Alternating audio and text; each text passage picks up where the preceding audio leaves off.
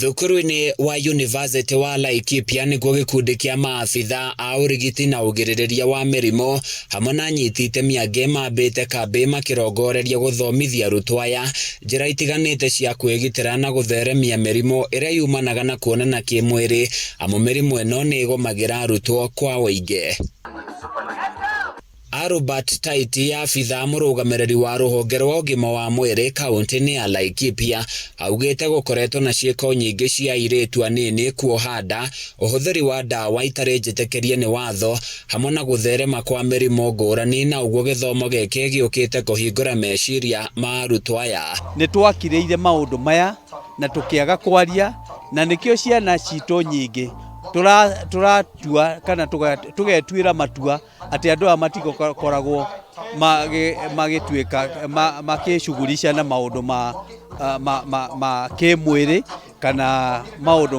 makoniĩ kĩrĩa kuonana kĩmwĩrĩ, no ũndũ wa ma nĩ atĩ nĩ monanaga kĩmwĩrĩ, na tondũ tugaga maitho mationaga kĩndũ gĩtarĩ hakiri-inĩ. Hĩndĩ ĩrĩa andũ aya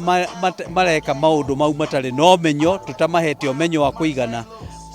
marĩ hatĩka-inĩ.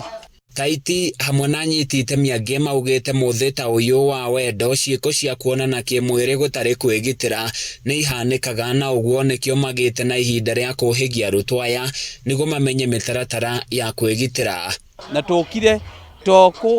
kuga ũhoro wa kondomu iki kana kũheana kondomu iki, nginya kũmatarĩria, kũmahe ũgĩ nĩguo mamenye, tondũ maũndũ marĩa makoniĩ sexuality rĩmwe nĩ tũkoragwo twĩna thoni mũno kũmaria, na tũkamenya thoni icio tũkoragwo nacio nĩcio ciratũrehera mathĩna marĩa mothe tũrakorwo namo mĩciĩ. International Condoms Day imefall at a very good time, sababu tunavyojua kesho ni Valentine's Day, na mnaona pia nimepatiwa maua, kwa hivyo sijawachwa nje na tunaendelea kuhubiri, kwa sababu kama kesho na imeangukia wikendi, kuna mambo mengi sana ambayo yatatendeka kuanzia leo hadi Monday. Kwa hivyo tunajaribu kuhubiri ya kuwa